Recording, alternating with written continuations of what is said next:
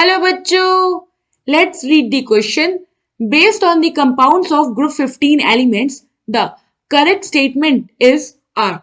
Option A, Bi2O5 is more basic than N2O5.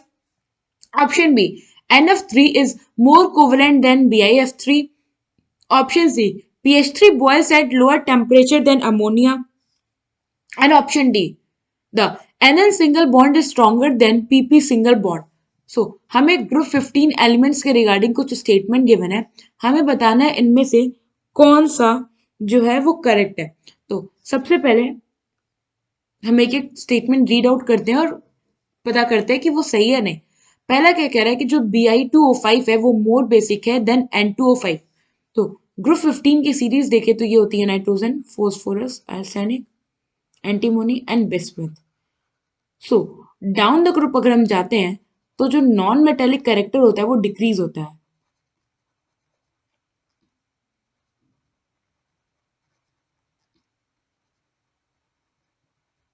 It means कि non metallic character decrease हो रहा है, it means कि basic आपका मेटेलिक इंक्रीज हो रहा है।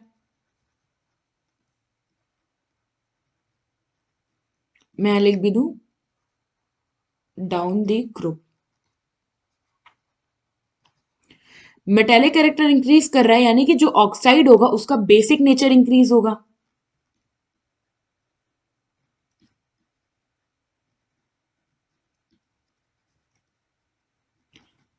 यहां से हमने क्या कंक्लूड किया कि जो बिस्मुथ ऑक्साइड है ये मोर बेसिक होगा एज कंपेयर विथ N2O5,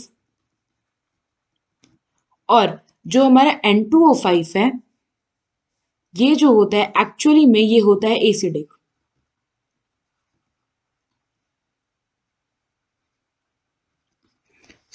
ये स्टेटमेंट तो हमारा सही है। हम देखते हैं अब स्टेटमेंट बी। ये हो गया हमारा ए ना। बी में क्या कह रहा है कि NF3 is more covalent then BiF3। जो NF3 होता है इसमें नाइट्रोजन और फ्लोरीन दोनों नॉन मेटल है,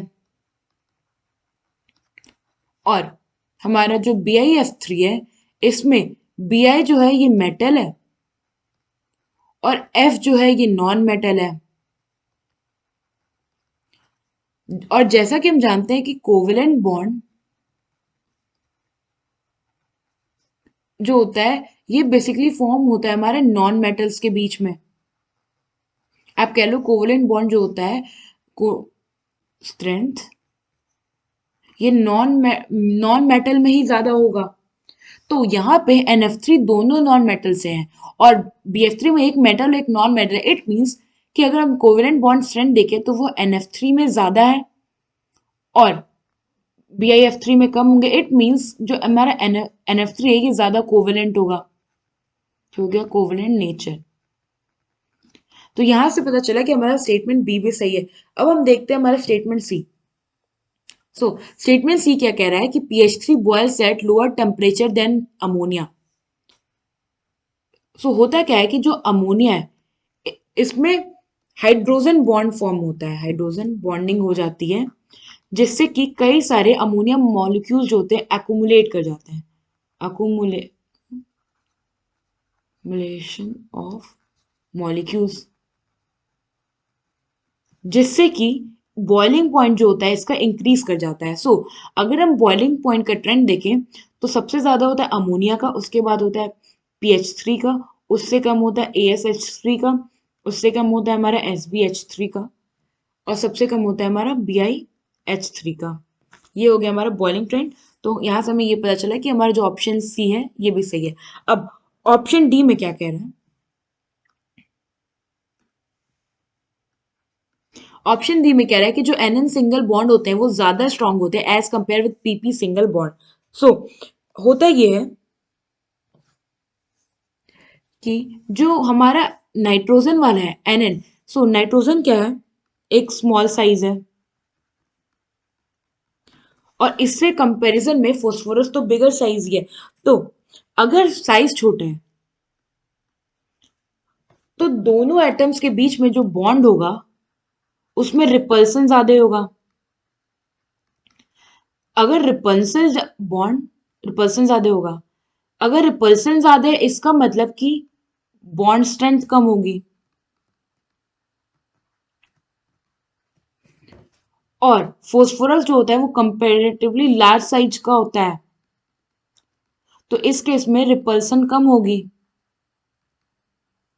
रिपल्सन कम होगी तो जो बॉन्ड स्ट्रेंथ होगा वो ज्यादा होगा। ये स्टेटमेंट हमारा गलत है। जो पीपी सिंगल बॉन्ड होता है वो ज्यादा स्ट्रॉन्गर होता है as compare with NN single bond. Question में हमसे पूछा था कि कौन सा करेक्ट है, तो option A, option B and option C, ये तीनों ऑप्शन हमारे करेक्ट है। Option A, B and C are correct. I hope आपको ये क्वेश्चन समझ में आया होगा। Thank you.